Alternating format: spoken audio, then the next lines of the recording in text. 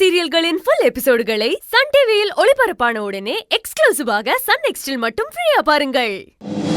தேவிக்கு பாத்திருக்க பையன் ரொம்ப நல்ல பையன் பாட்டி. அவனை கல்யாணம் பண்ணிக்கிட்டா தேவி வாழ்க்கை சந்தோஷமா இருக்கும். பாட்டி நீங்களும் எடுத்து சொல்லுங்களேன் மீனா கிட்ட.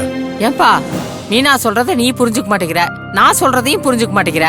ஆனா நீ சொல்றத மட்டும் நானும் புரிஞ்சுக்கிட்டு அதை அவகிட்டயும் சொல்லி புரிய வைக்கணுமோ? நீ எப்படி அவங்கள பிரிக்கணும்னு நினைக்கிறியோ அதே மாதிரிதான் மீனா அவங்க ரெண்டு பேரையும் சேர்த்து வைக்கணும்னு ஆசைப்படுறா. பாட்டி அது நடக்காது பாட்டி. பாப்போம். இதுல நீயா மீனாவான்னு பாக்குறதா இல்ல தேவி கணேஷ் வாழ்க்கையை பாக்குறதானே எனக்கு தெரியலப்பா. மீனாவை நீ கஷ்டப்படுத்துறேன்னு அவ ரொம்ப வருத்தப்படுறாயா. நான் சொல்றது கேட்கலன்னா பரவாயில்லையா, ஆனா மீனா சொல்றது கேட்க கொஞ்சம் முயற்சி பண்ணியா.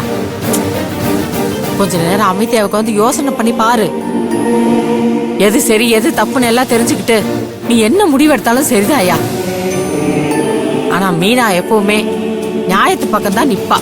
நீ மீனா பக்கம் நின்னாலும் சரி, அவளை எதிர்த்து நின்னாலும் சரி, மீனா தான் இதுல நிச்சயம் ஜெயிப்பா.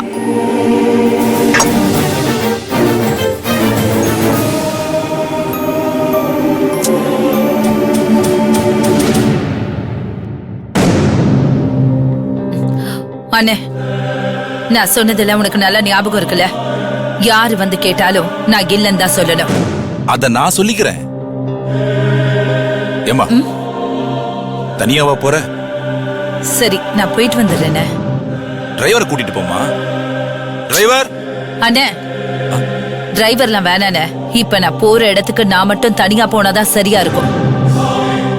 என்ன பயப்படுறியா? இல்லம்மா, உன்னை அந்த பூசாரி பட்டிக்காரங்க யாராவது பாத்துருவாங்களோன்னு தான் யோசிக்கிறேன். நான் போறதே பூசாரி பட்டிக்கு தானே. மா, பூசாரி பட்டிக்கா? அங்க எதுக்குமா? அஞ்சலி கிட்ட தேவிய கூட்டிட்டு வர சொல்லிருக்கேன்.